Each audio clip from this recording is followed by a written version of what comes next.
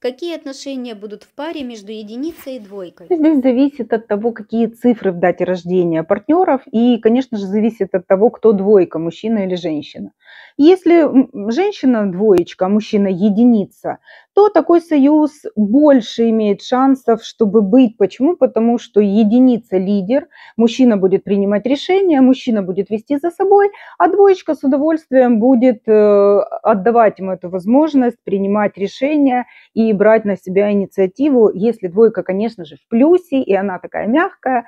Если же двойка – это мужчина, а женщина единица, то здесь, конечно же, может быть не так все гладко, потому что сомневающийся и не умеющий брать на себя ответственность мужчина, двойка рядом с единицей напористой женщиной, ну, будет выглядеть, скажем так, не самым лучшим образом. Конечно, если только это не устраивает саму женщину.